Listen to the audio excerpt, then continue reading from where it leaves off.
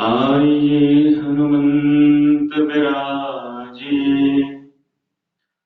कथा कहूँ अति अनुसार। प्रेम सहित गादे धरूं, पधारी पवन कुमार।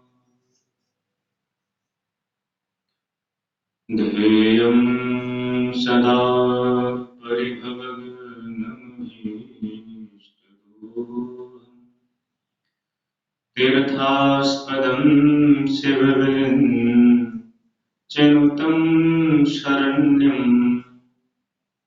भृत्यार्थिहं प्रणतपालभवाब्धिपूतम्, वन्दे महापुरुष ते चरणारविन्दम्। वंशी विभूषित करालवनीरदाभा, पीताम्बरादरुणविन्दवफलाधरोष्ठा, पूर्णेन्दुसुन्दरमुखादरविन्दनेत्रा। कृष्णात् परं किमपि तत्त्वमहं न जाने। कृष्ण त्वदीयपदपङ्कजपञ्जरान्ते, अद्ययमेव शतमानसराजहंस। प्राणप्रयाणसमये कफवातपित्तैः, कण्ठावरोधनविधौ स्मरणं कुतस्ते। नारायणं नमस्कृत्य नरं चैव नरोत्तमं, देवीं सरस्वतीं व्यासं ततो जयमुदीरयेत्। सीतानाथसमारम्भाः श्रीरामानन्दादिमध्यमाम्, अस्मदाचार्यपर्यन्तां वन्दे गुरुपरम्पराम्। गौराङ्गं रसमयं नित्यं रसाचार्यं रसोत्सुकम्, श्रीरामहर्षणदेवाख्यं सद्गुरुं प्रणमाम्यहम्। जय जय श्री राधारमण, जय जय नवल किशोर, जय गोपीचित चोर प्रभु, जय जय माखन चोर।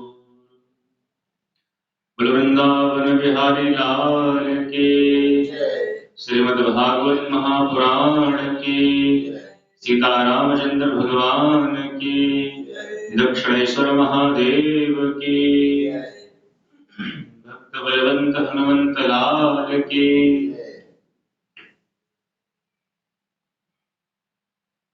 दो मिनट बड़े प्रेम और भाव के साथ भगवान श्री हरि के नाम का स्मरण कर लें। उसके बाद जैसी ठाकुर जी की प्रेरणा होगी, हम बना शरीर भगवान की कथा में प्रवेश करेंगे। श्री राधे राधे गोविंद गोविंद राधे।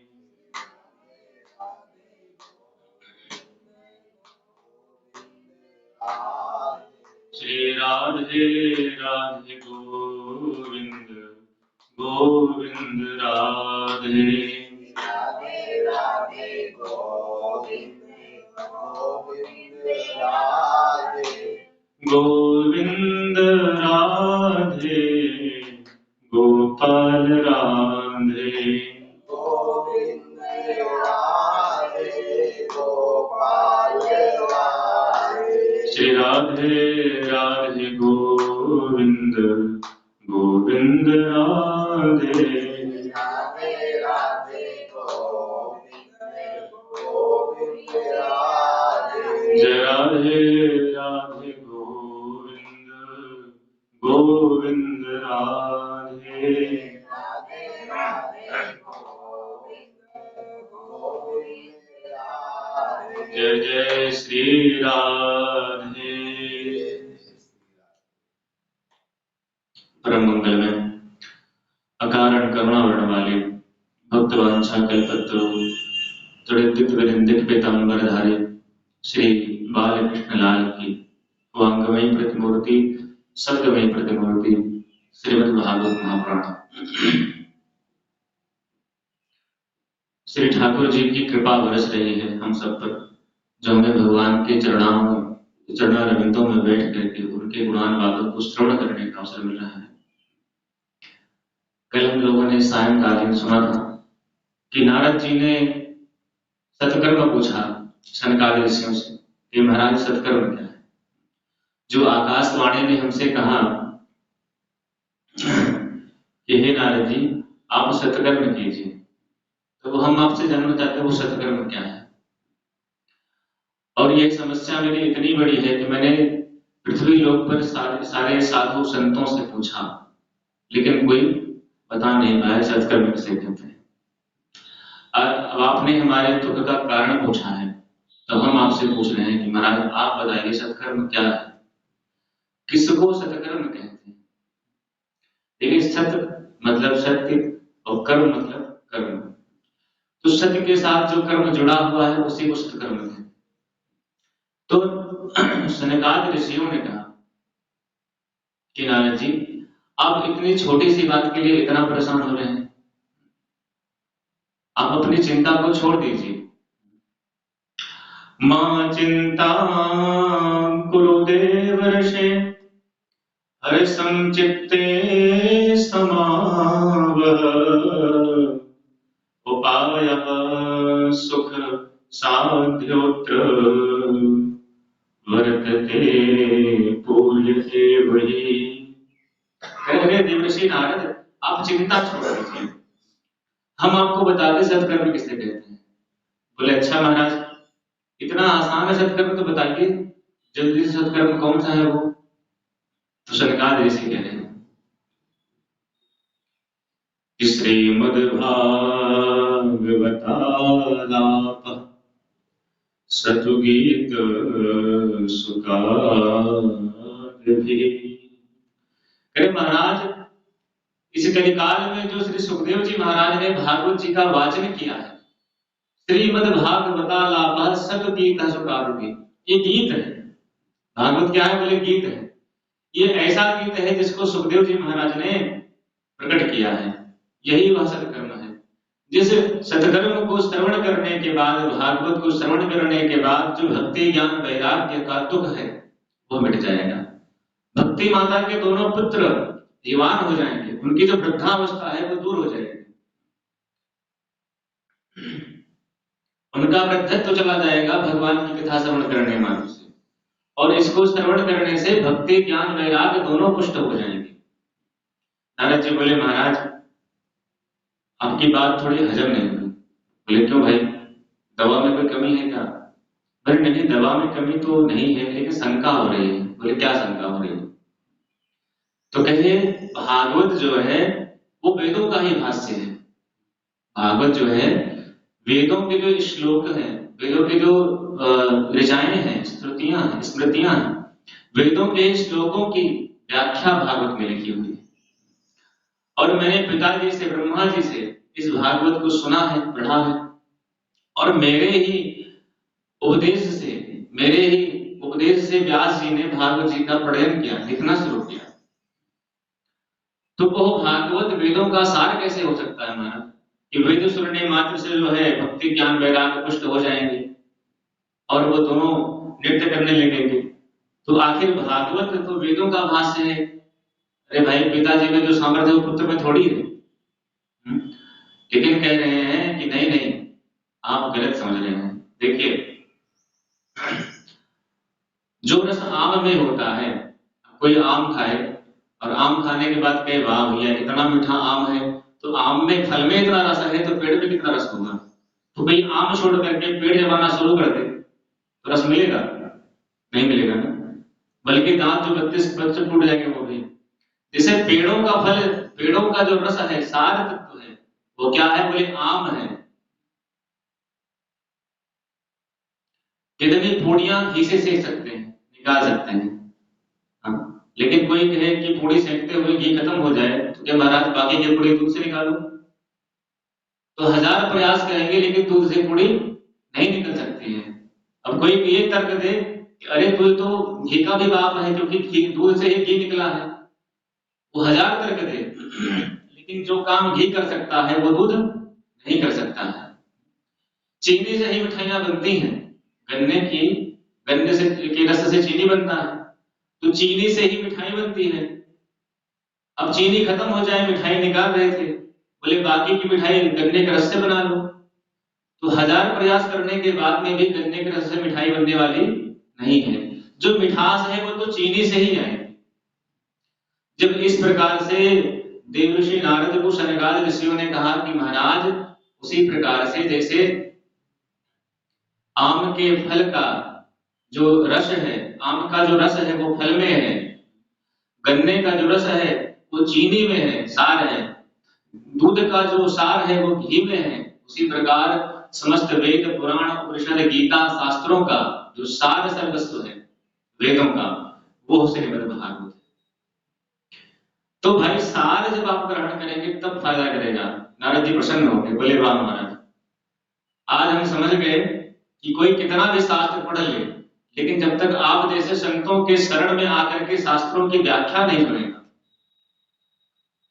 तब तक जो है उसको शास्त्रों का सार सर्वस्व पता नहीं लग सकता है।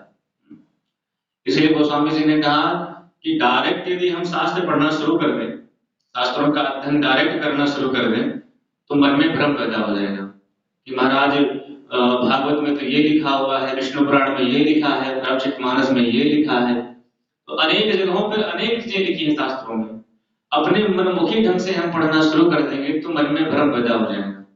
बोले फिर क्या करें? बोले किसी संत सदगुरु के पास बैठ करके जब शास्त्रों की व्याख्या सुनेंगे, शास्त्रों को पढ़ेंगे, तब जाके शास्त्रों का ठीक ठीक जो अर्थ है वो निकल पाएगा। इसलिए गोस्वामी जी कहते हैं वेद पुराण उदधि घन साधु। वेद पुराण क्या है? बोले ये उदधि है, उदधि माने समुद्र। समुद्र कितना खारा होता है आप जानते हैं। समुद्र का यदि कोई पानी पीने के लिए कहे तो पीने के बाद दूर है, आचमन करना दुष्कर हो जाएगा। तो समुद्र खारा जल है, लेकिन जब वही समुद्र को के पानी को बादल हवा के द्वारा लेकर जाते हैं और वर्षा ऋतु में जब उसी पानी को बरसाते हैं तो वही जो खारा पानी था वो मीठा बन जाता है, वही सबको सुंदर लगने लगता है। और क्या कहते हैं कि उसी प्रकार से जो वेद पुराण है ये उदधि है, समुद्र है। और बोले जो साधु जन है, संत जन है, वो क्या है? बोले साधु घन है, बादल है। जब ये अपने चिंतन से वेद पुराण को पढ़ते हैं, अपने चिंतन रूपी जो हवा है उससे जब इस शास्त्र को अपने मन में मंथन करते हैं और व्यास गद्दी से बैठ करके जब बरसाते हैं, तो वो शास्त्र की सारी बातें जो हमारे समझ में नहीं आ रही थी वो सारी बातें समझ में आने लगती हैं। इसलिए कहा वेद पुराण उदधि घन साधु। जब अकेले मनमुखी ढंग से शास्त्र पढ़ेंगे तो बुद्धि चकरा जाएगी महाराज, बुद्धि काम नहीं करेगी। या तो इतनी गुरु कृपा हो, इतनी भगवत कृपा हो कि आप जो पढ़े उसको ठीक ठीक समझ लें। कितना भी ज्ञान हो, जब तक गुरु के आश्रित नहीं होंगे तब तक हमें ज्ञान का सही सही मतलब समझ में नहीं आएगा।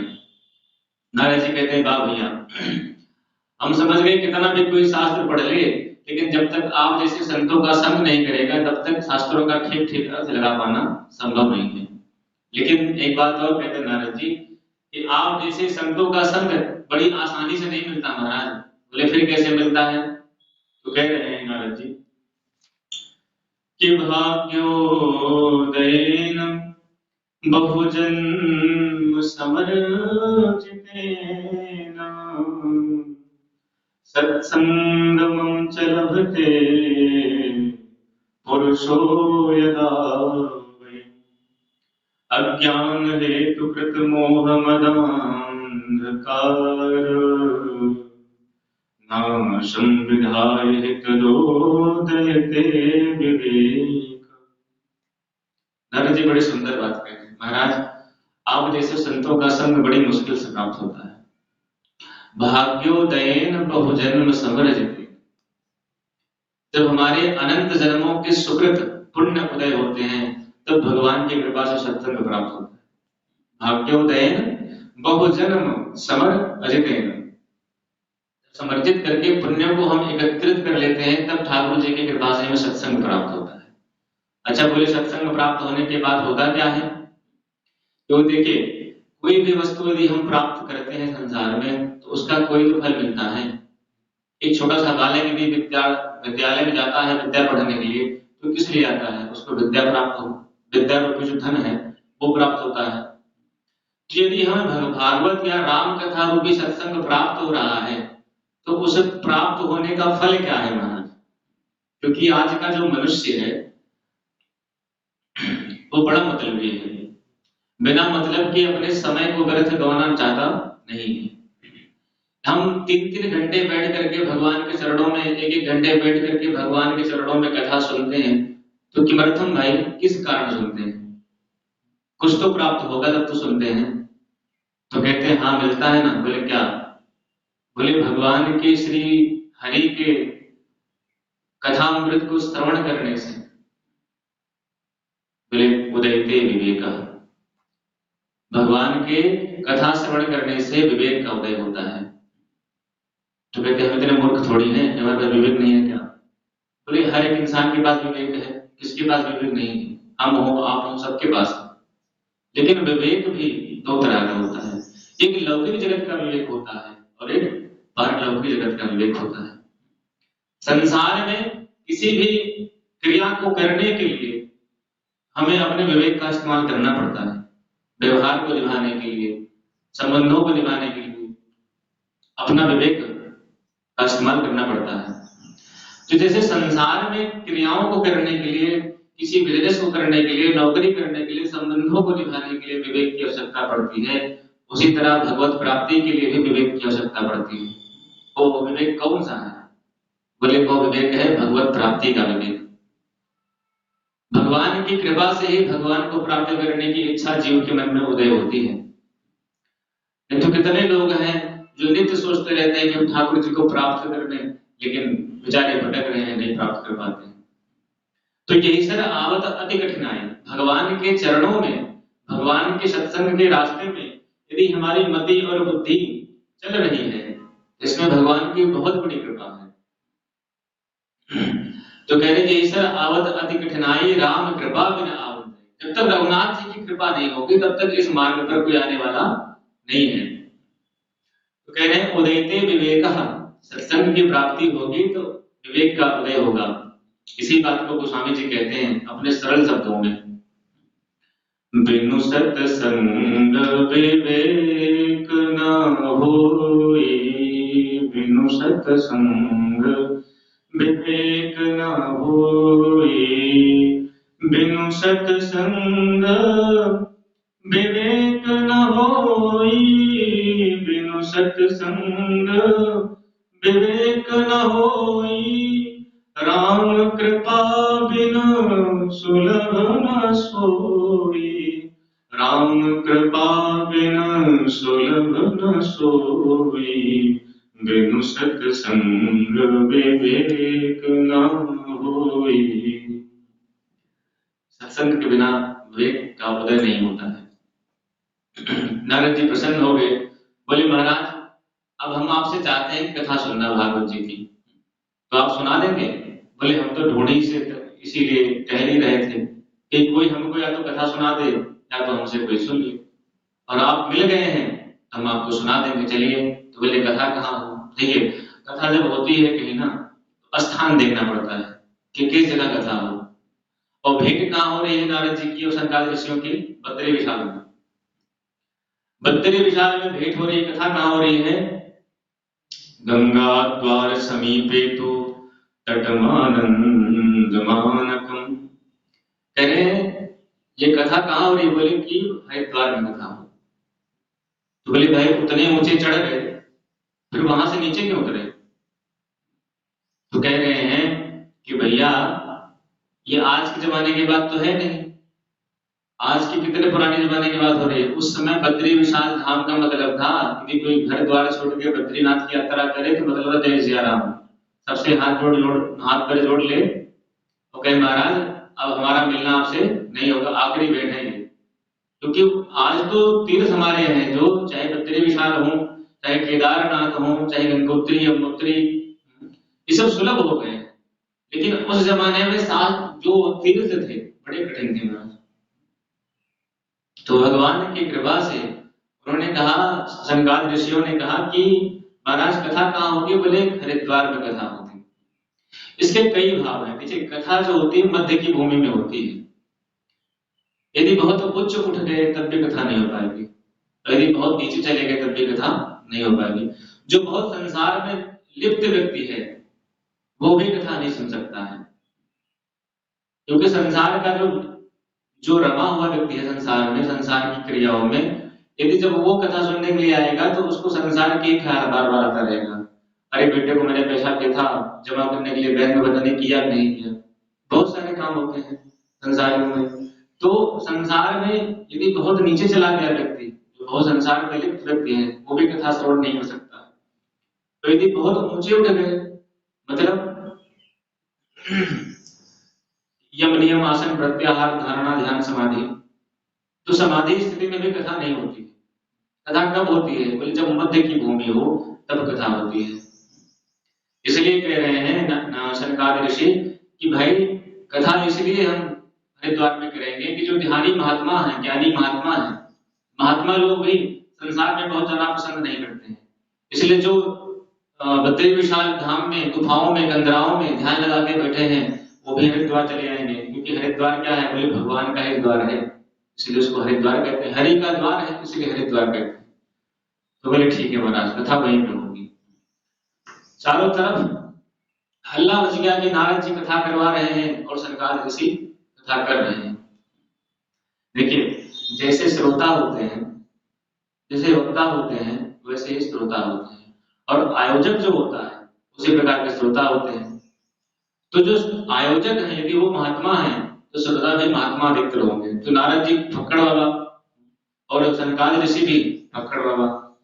तो कथा कहाँ हो रही है? बोले हरिद्वार में हो रही है। हरिद्वार के आनंद तट पर बैठ करके नारद जी ने एक बालू की बढ़िया से बालू को इकट्ठा करके उसको ऊंची सी प्यासी बना दी, और बढ़िया निर्मल कोमल बालू है, उसमें सब लोग श्रोता लोग आने लगे, बैठने लगे। चारों तरफ हल्ला मच गया और सब ऋषि मुनि कथा श्रवण करने के लिए दौड़ पड़े महाराज। कौन कौन आया कथा श्रवण के लिए? तो कह रहे हैं कि भृगुर्वसिष्ठश्च चौरश्च गौतमो मेधातिथिर्देवल देवरात रामस्तथा गादश्रुतश्च शाकलो मृगण्डपुत्रा त्रिजगत्पदादाः योगेश्वरो व्यासपरा सरोजा छाया सुकोजा जलजन्ममुख्याः सर्वेप्यमी मुनिगणाः सह पुत्रशिष्याः स्वस्त्रीभिर्विरायुरति प्रणयेन युक्ताः।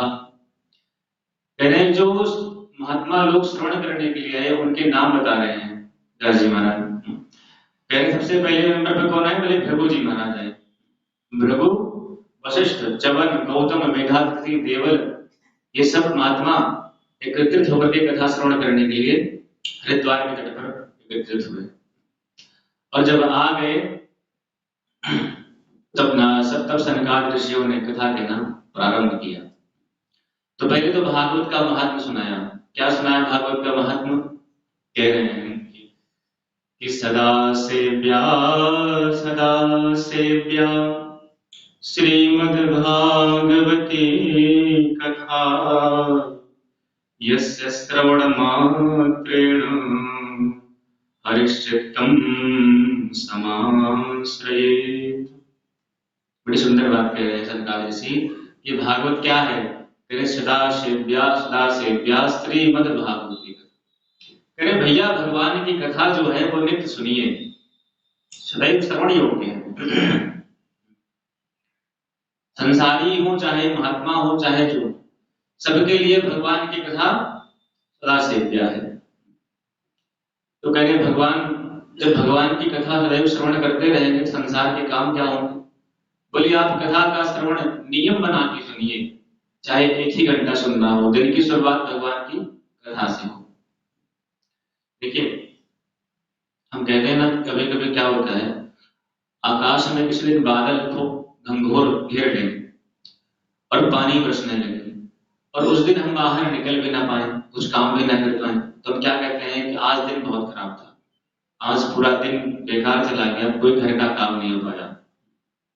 लेकिन साधु जन कहते हैं भैया, जिस दिन अचानक बादल घेर लें और पानी बरसने लगे और हम घर का कोई काम ना कर पाए, तो वो दिन बुरा नहीं है। तो बुरा दिन कौन सा है? महात्मा जन कहते हैं कि सो दिन दुर्दिन नाही, अदिंद्र बरसा कर उपल गिरावे। वो भी दिन बुरा दिन नहीं है जिस दिन इंद्र भगवान वर्षा की जगह पत्थर ओले बरसाना शुरू कर। बोले फिर, बोले सो दिन दुर्दिन ना है, पेट को अन्न न पावे। वो भी बुरा दिन नहीं है जिस दिन भगवान की कृपा से पूरा दिन ऐसे बीते, भोजन भी नसीब ना हो पूरे दिन। और अंत में बड़ी सुंदर बात कहते हैं कि दुर्दिन नहीं विनीत कोई, जेते विविध बखानिए, लेकिन श्रवणन परे नहीं हरि कथा, तो सो दिन दुर्दिन जाने। बोले कितने भी विपत्ति जीवन में आ जाए, लेकिन यदि भगवान के कथा इन कर्णपुटों में श्रवण करने को ना मिले, तो उससे बड़ा कोई दिन हमारा हो नहीं सकता है। वही सबसे बड़ा दिन, जिस दिन मुख से भगवान नाम न निकले, जिस दिन कानों में भगवान की कथा न पड़े, वो सबसे बुरा दिन है।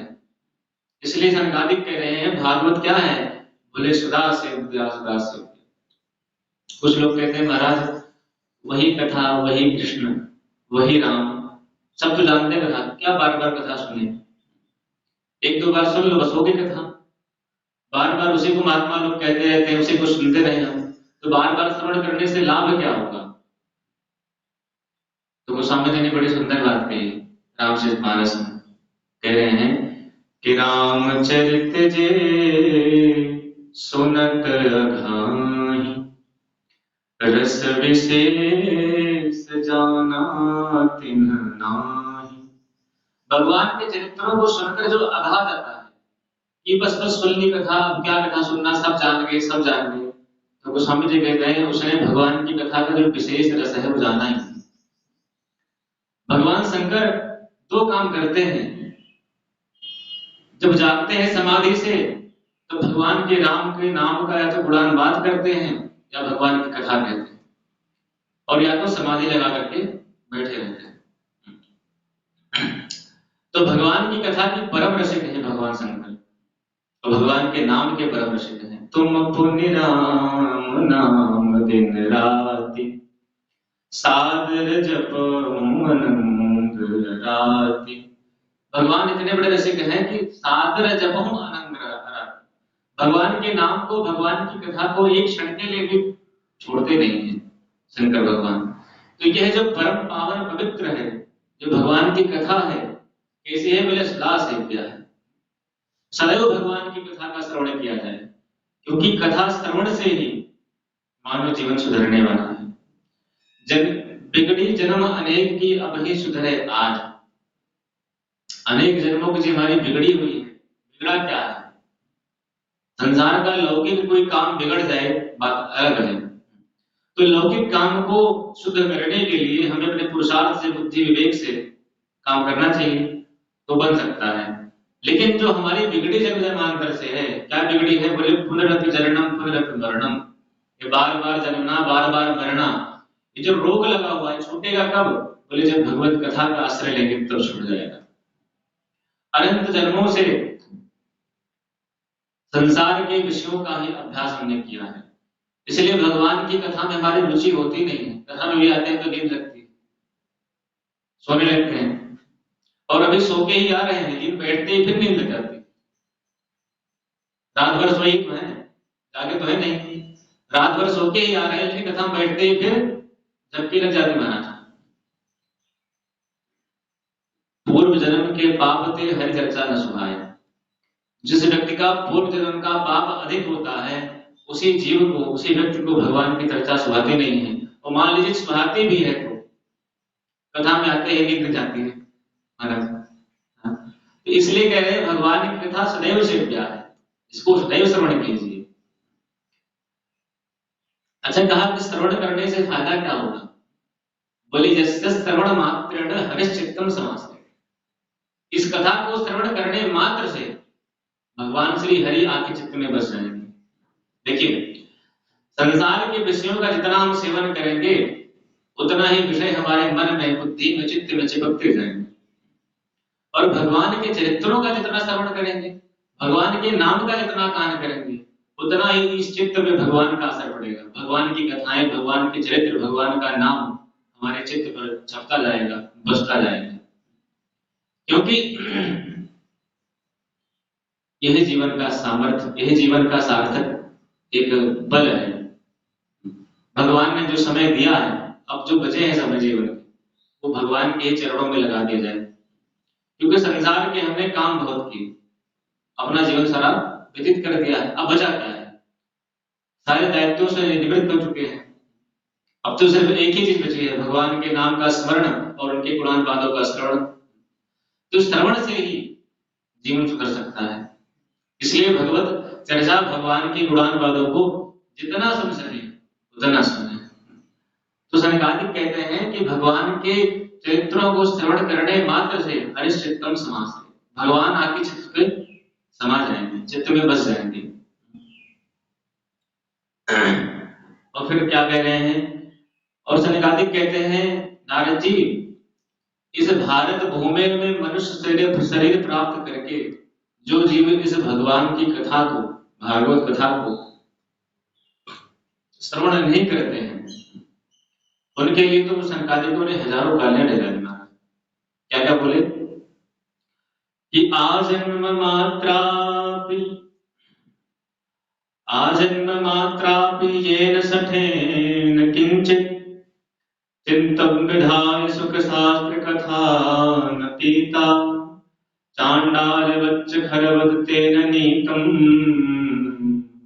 मिथ्या स्वजन्म जननी जन दुख भाजा।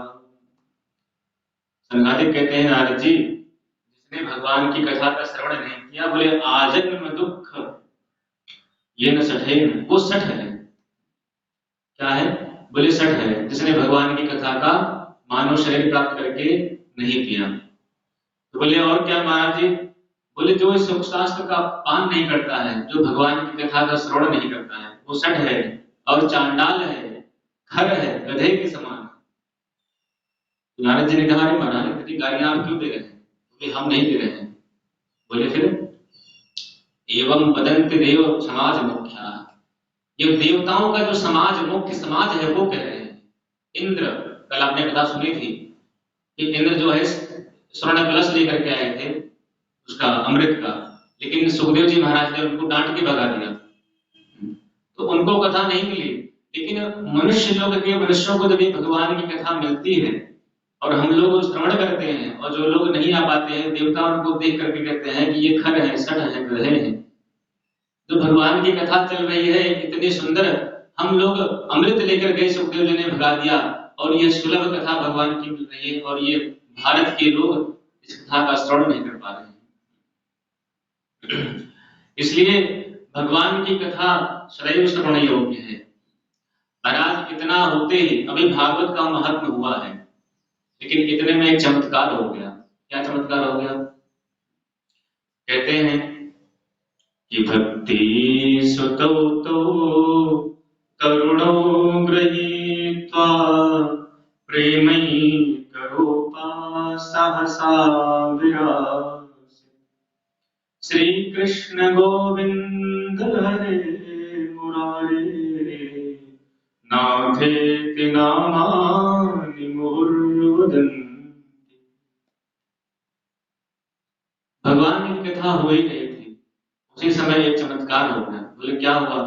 बोले भक्ति सुतौ तो तरुणों गृहीत्वा, जो वृद्ध पड़े हुए थे, इसके भक्ति के दो पुत्र जो वृद्ध पड़े हुए थे, वो भगवान की कथा का महत्व सुनने मात्र से भागवत जी की तरुण हो गए, युवा हो गए, जवान हो गए, और प्रेमय रूपा सहसा विराशित, प्रेम पूर्वक भगवान के गुणान वादों का कीर्तन करने लगे, नाच उठे भक्ति ज्ञान वैराग्य में।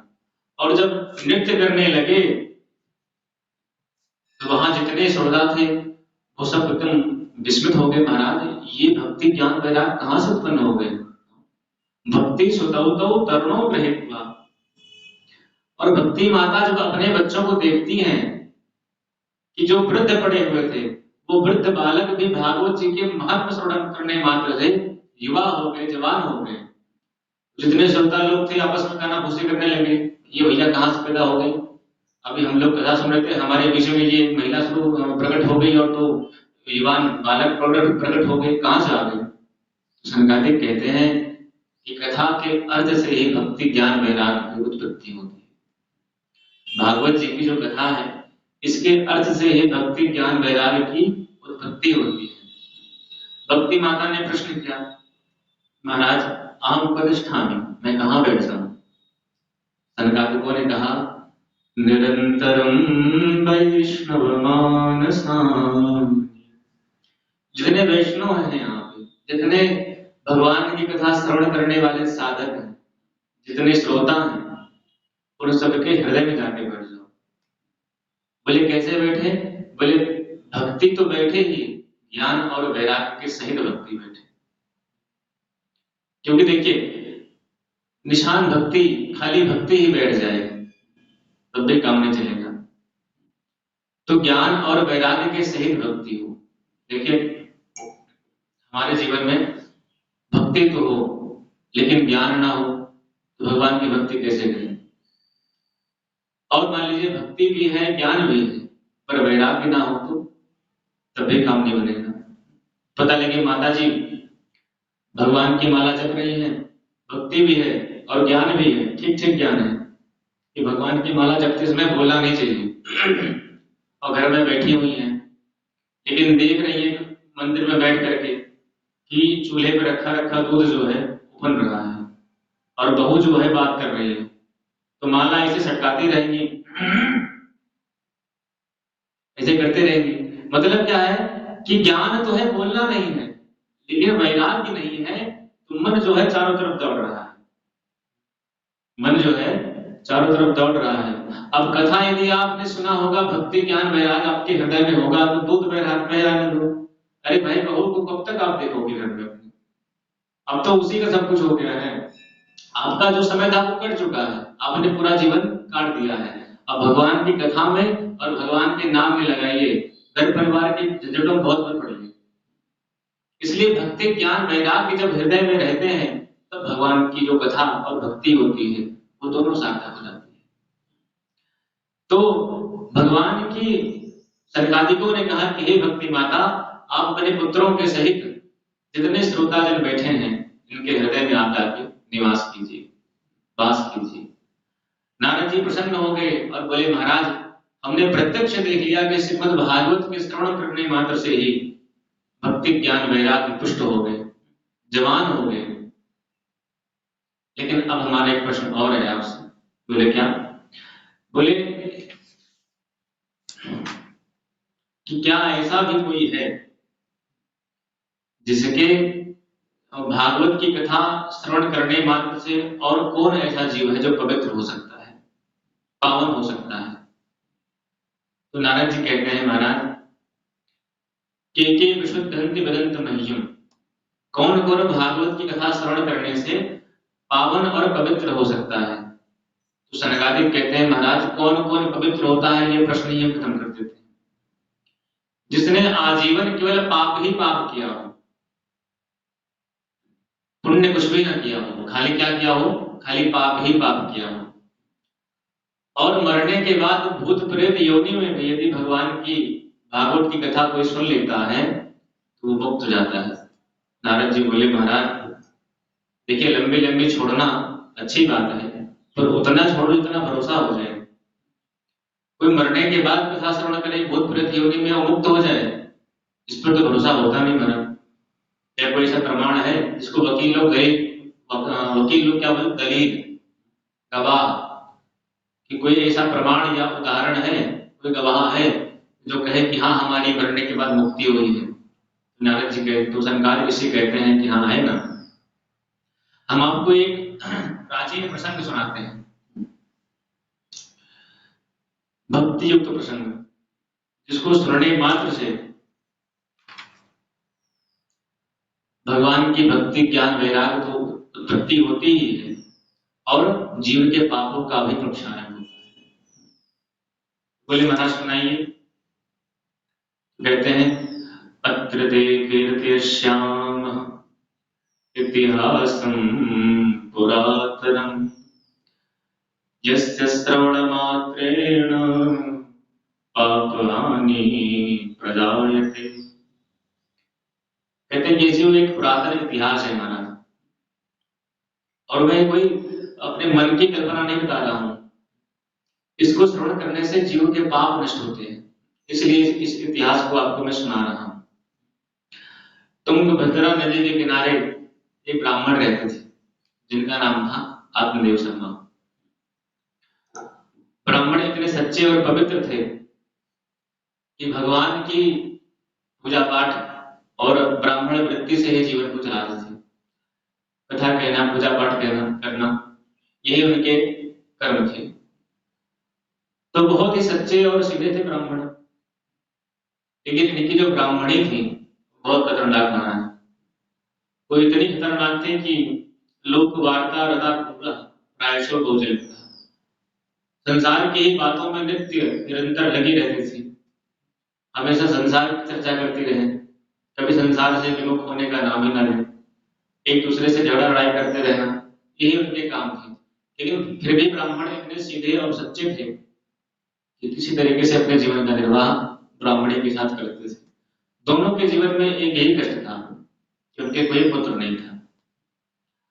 ब्राह्मण एक दिन दुखी हो गए और दुखी होकर के जंगल में चले गए। ये पुत्र विहीन जीवन भार के समान है, अब हम रहेंगे नहीं, अब जा रहे हैं आत्महत्या करने। और जंगल में गए, वहां जाकर के बैठ के रो रहे थे। लेकिन संसार के लोगों के यही विचित्रता है कि भूख प्यास से व्याकुल ब्राह्मण वहां गए थे, काहे के लिए? मरने के लिए गए थे, लेकिन नदी के किनारे बैठ करके रो रहे हैं।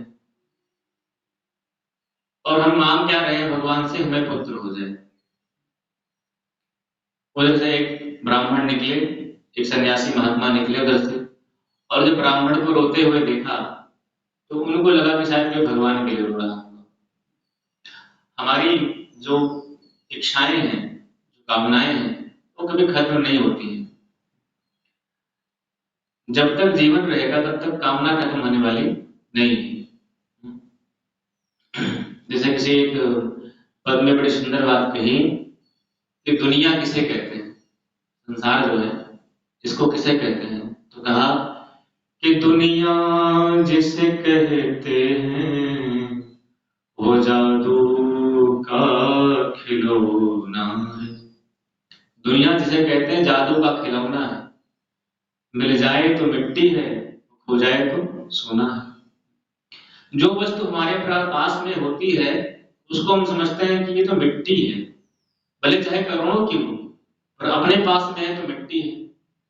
और जो वस्तु हमारे पास नहीं होती है वो भले चाहे मिट्टी हो, लेकिन दूसरे के पास में है तो वो सोना लगती है। यही हाल हम संसारियों का है। जितना है उतने पे ध्यान नहीं जाता है, जो नहीं है उस पर पहले ध्यान जाएगा। फलाने के इतने बढ़िया चल रहा है, फला व्यक्ति का, हमारा भगवान ने पता नहीं कैसे क्या कर रखा है। तो अपने ऊपर ध्यान नहीं जाता है, बगल वाले पर ध्यान पहले जाएगा। तो ब्राह्मण जब रो रहे थे तो महात्मा ने कहा कि कोई भगवान के लिए रो रहा होगा, चल के पूछते हैं। और जब जाकर के पूछा ब्राह्मण ने कि कथम रोदसी विप्रत्वं काते चिंता वरीयसी मदत्वं सत्वरं मह्यं स्वस्य दुःखस्य कारणम्। हे ब्राह्मण, आप क्यों रो रहे हैं? इस जंगल में अकेले में बैठ के आप रोते क्यों हैं? कृपा करके अपने दुख का कारण हमें बताइए। आत्मदेव कहते हैं महाराज, हमारे जीवन में क्या बताऊं, हमारे जीवन के ऐसे पाप उदय हुए हैं कि अपने पूर्वजों को जब मैं तिलांजलि देता हूं तो उनके श्वास से हमारी जो अंजलि के जो जल होते हैं वो गर्म हो जाते हैं, क्योंकि मेरे बाद हमारे कुल में उनको तिलांजलि देने वाला कोई नहीं है। घर में पुत्र नहीं है महाराज, और मैं उस पुत्र को ही प्राप्त करने के लिए इस संसार के जंगल में आके बैठा हूं। जब तक बेटा नहीं मिल जाएगा तब तक मैं जाने वाला नहीं हूं। महात्मा ने अपनी माथा पे हाथ रख लिया, राम राम। हमें लगा भगवान के लिए रो रहा है, लेकिन तो संसार के लिए ही रो रहा है। ठीक है, हम लोगों की स्थिति ना ऐसी ही है। जब हम निकलते हैं बाहर, चलते हैं कुछ प्राप्त करने के लिए, तो भगवत प्राप्ति के लिए जब हम बढ़ते हैं आगे, तो हमारा मन भी, भगवान भी हमारे सामने अनेक प्रकार की कामनाएं वासनाएं डाल देते हैं कि कैसे भी करके इस व्यक्ति का जो है, इसको चेक करते हैं कितना इसकी श्रद्धा, इसकी भक्ति जो है कितनी परिपक्व है। तो जब महात्मा ने उनसे कहा कि महाराज देखिए ऐसा है कि अपने विवेक को जगाइए। मुंचा ज्ञानम प्रजारूपम बलिष्ठा कर्मणो गति विवेकम तो समासाद्य त्यज संसार वासना। कहते महाराज, आप इतने बड़े ब्राह्मण और पंडित होकर के इस प्रकार से अज्ञान की बात करते हैं। बोले क्या अज्ञान की बात है? तो कहा कि मुंचा ज्ञानम प्रजारूपम बलिष्ठा कर्म। ये कर्म की गति बड़ी बलिष्ठ है महाराज, बहुत तीव्र है। अच्छे अच्छे लोगों को कर्म के चक्कर में पड़ जाना पड़ता है। विवेकम तो समासाद्य त्यज संसार वासना। विवेक को जागृत कीजिए और संसार की जो वासना है उसको खत्म कर दीजिए। क्यों? देखिए, बेटा और बेटी से हमें सुख मिलेगा कोई गारंटी नहीं इसकी। महात्मा ने कहा ब्राह्मण राजा सगर के यहाँ 60,000 पुत्र हुए, पर किस पुत्र ने सगर को सुख दिया? सारी पीढ़ियां लग गई तब तो जाकर के पूर्वजों का उद्धार हो पाया। महाराज बेन, महाराज अंग के कोई पुत्र नहीं था, इतना यज्ञ अनुष्ठान करवाया तो एक पुत्र हुआ, वो भी निकल पड़ा नास्तिक, जिसका नाम था बेन। और ऐसा नास्तिक निकल पड़ा कि पिता को ही राज्य छोड़ के भागना पड़ा। तो जिसके 60,000 हैं पुत्र वो भी दुखी है, जिसके एक है पुत्र वो भी दुखी है। इसलिए आप विवेक को जागृत कीजिए और भगवान का बैठ करके भजन कीजिए। लेकिन आत्मदेव कहता है महाराज, ये प्रवचन आपसे अच्छा हम कर सकते हैं। जैसे किसी व्यक्ति को प्यास लगी हो और प्यास की जगह उसको पानी की जगह कोई बर्फ का टुकड़ा खिलाए, तो लो बर्फ का टुकड़ा उठा लो, तो पानी बर्फ दोनों एक ही है। बस खाली वो तरलीय पदार्थ है पानी, ये ठोस पदार्थ है, द्रवित पदार्थ है। तो भाई जो प्यास लगी है वो पानी से ही बुझेगी, बर्फ से नहीं बुझेगी। उसी प्रकार से आत्मदेव कह रहा महाराज हमें प्यास है पुत्र की, और आप ज्ञान दे रहे हैं विवेक की, वैराग्य की। तुम्हें संसार की चाह है, ना कि भगवान के वैराग्य की चाह है। हमको पुत्र चाहिए, तो आप कृपा करके पुत्र प्रदान करने का कुछ साधन बताइए। भला आप क्या जाने सन्यासी महात्मा कि बेटा और बेटी का सुख क्या होता है। छोटे छोटे बच्चे आकर के पापा पापा कहते हैं, पिताजी पिताजी प्यार से बोलते हैं, तो सुन करके उनके मुख से बातें हमारे कान में रसगुल्ला सा घुल जाता है, बढ़िया एकदम मीठा लगता है। क्योंकि गृहस्थ का जो घर है पुत्र पौत्र समन्वित, पुत्र और पौत्रों से समन्वित हो तभी गृहस्थ का घर जो है अच्छा लगता है। महात्मा से कहा महाराज आपसे अच्छा मैं प्रवचन कर सकता हूँ व्यास गद्दी पे बैठ के, हमें जो है पुत्र की चाह है, अगर आप पुत्र दे सकते हैं तो दीजिए। तो महात्मा ने कहा सुनो ब्राह्मण, हमने तुम्हारे माथे की रेखाएं देखी। बोले क्या लिखा महाराज? बोले सप्त जन्मावधि तब पुत्रो नहीं चले बचो। इस जन्म की बात नहीं है, 7 जन्म तक तुम्हारे लिए पुत्र नहीं होगा। तब तो ब्राह्मण का दुख और बढ़ गया, जोर से पटका महात्मा जी के चरणों में अपनी खोपड़ी। बोले ब्राह्मण ये क्या कर रहे हो? बोले महाराज हमें तो एक ही जन्म का दुख था, आपने 7 गुना बढ़ा दिया। हमें तो लगा था कि इस जन्म में नहीं चलो अगले जन्म में कम से कम होगा, लेकिन आप कह रहे 7 जन्म तक नहीं है, 7 जन्म तक तुम्हें निर्वंश रहना पड़ेगा। हमें समझ गया कि आप त्रिकालदर्शी महात्मा हैं, जो ब्रह्मा की लेखनी को देख सकता है वो कुछ भी कर सकता है।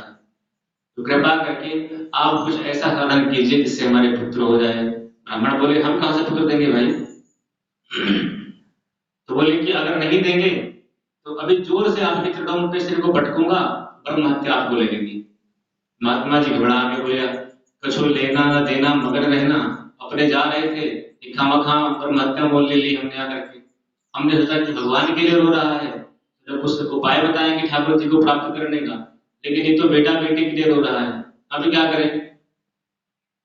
तो फिर ब्राह्मण जी बोले कि महाराज, महात्मा बोले कि देखो भाई ऐसा है, आत्महत्या मत करो, क्योंकि आत्महत्या करना महापाप है।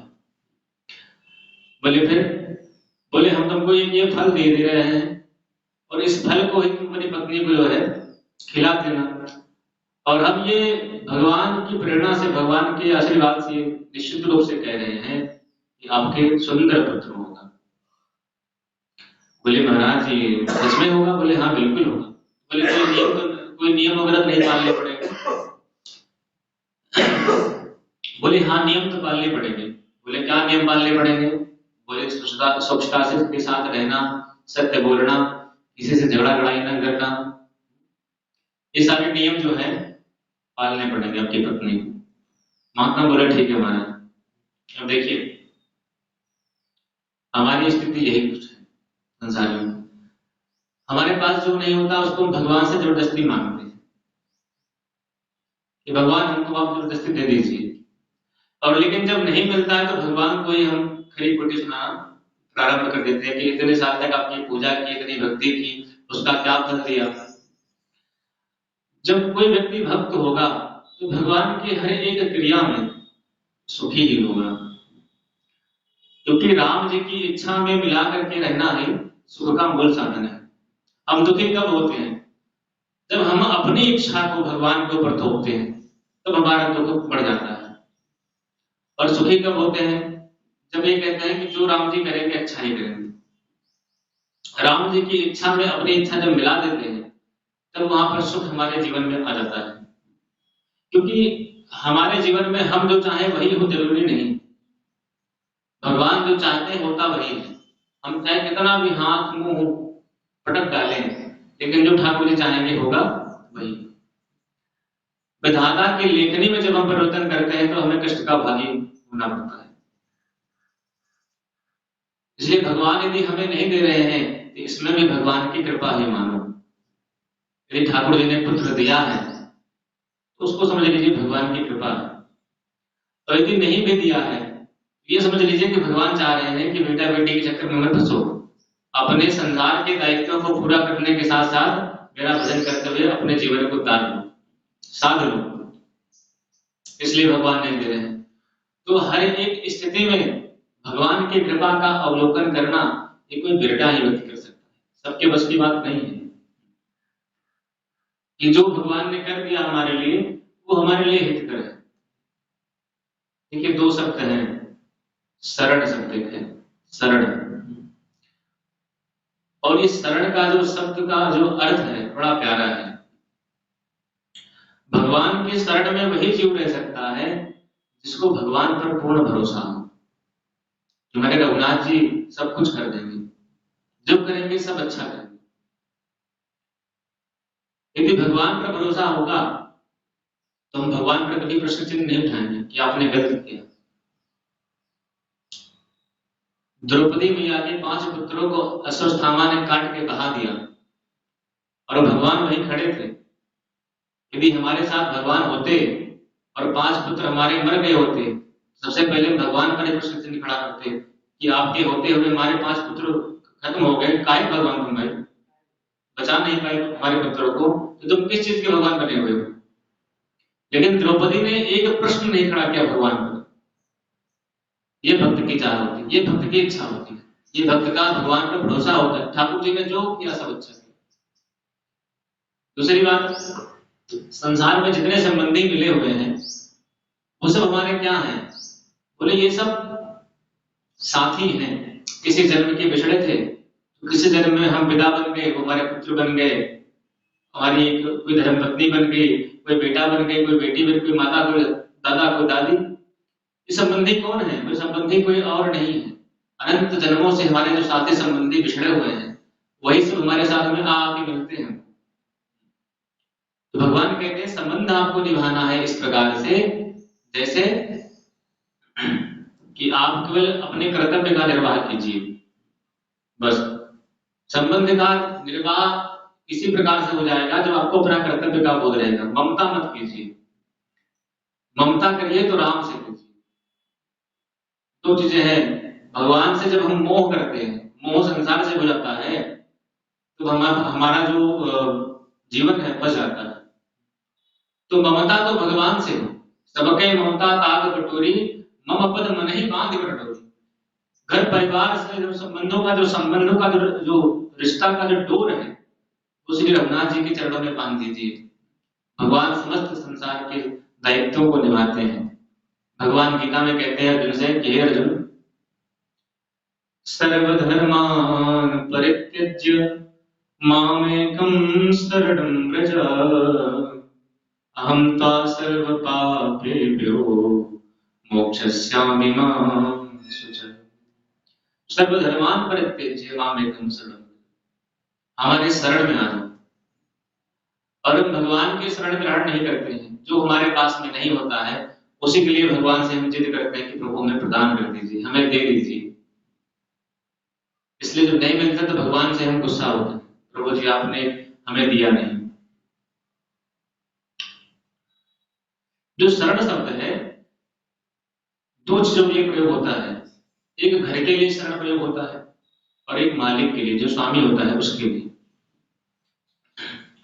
तो घर में क्योंकि हमारा शरण है, घर में हम रहते हैं, शरण लिए हुए हैं, तो घर हमारा शरण है। और जहां हम काम करते हैं उस मालिक के हम आश्रित हैं, इसलिए वो भी हमारा शरण है। लेकिन वास्तव में जो शरण है हमारा, देखिए घर हमारा वो है और मालिक हमारा कौन है, वही है। तो उस जो हमारा शाश्वत शरणागत भगवान है, उस शाश्वत परमात्मा को भूल करके हम लौकिक जगत के शरण में लिए हुए हैं। इसीलिए हम बार बार जन्मना, बार बार मरना लगा रहता है, इसीलिए भटक रहे हैं। और जब जिस दिन भगवान के शरण ग्रहण कर लेंगे, उस दिन हमारे पास कुछ भी नहीं होगा। पुत्र की बात छोड़ दीजिए, हमारा धन, वैभव, संपत्ति कुछ नहीं होगा। उसमें भी हम प्रसन्न मन रहेंगे कि ठाकुर जी जो करते हैं अच्छा ही करते हैं। ये जो भी किया भगवान ने बढ़िया ही किया। तभी एक संत बड़ी सुंदर बात कहते हुए गाते हैं कि जीवन की डोर सौंप नाथ दीना नाथ। जीवन की डोर है, भगवान श्री रघुनाथ जी के हाथों में सौंप दीजिए। महलों में रखे चाहे झोपड़ी में वास दे, वो चाहे महलों में रखे चाहे झोपड़ी में वास प्रदान करते हैं, हमें हर प्रकार से सुखी ही सुख रहना है। तो इसी प्रकार से महात्मा जी ने जब समझाया कि ब्राह्मण इस फल को अपनी पत्नी को खिला देना तो पुत्र हो जाएगा। ब्राह्मण जो अपने घर पे आए तो अपनी पत्नी को वो फल खिला दिया, लाके दिया तो धुंधली बोली महाराज ये क्या है।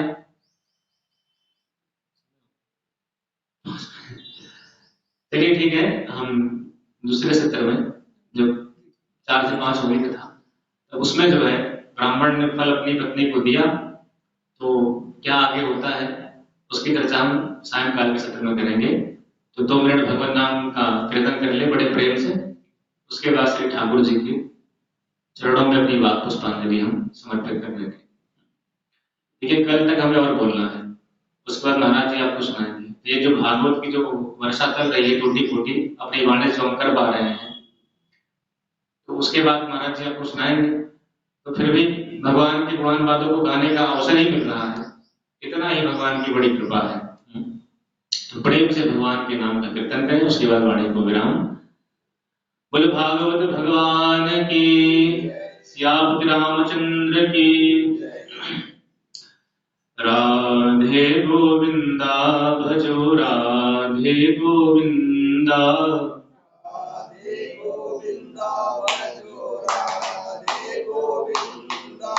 नटवरना कर नंदा भजो राधे गोविंदा।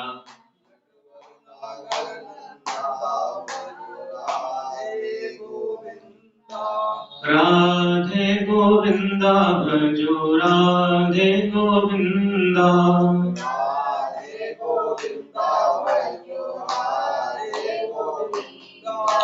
नटवर नागर नंदा भजो राधे गोविंदा।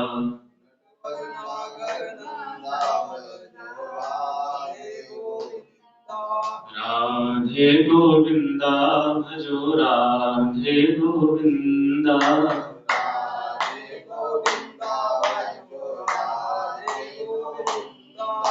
नटवर नागर नंदा भजो राधे गोविंदा।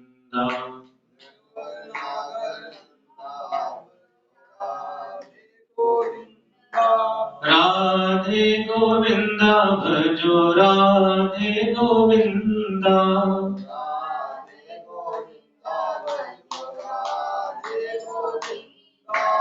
नटवर नागर नंदा भजो राधे गोविंदा।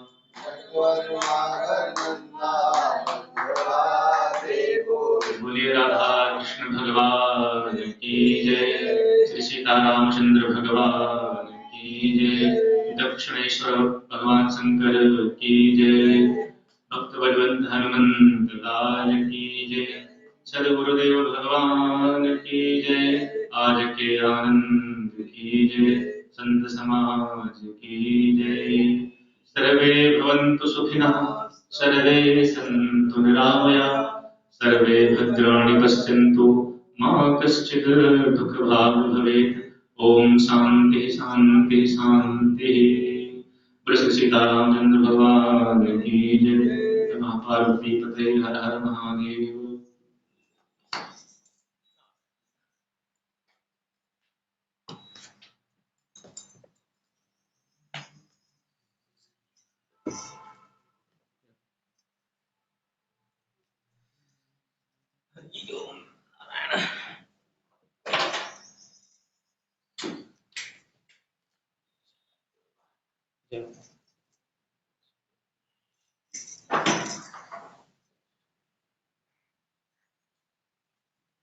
जय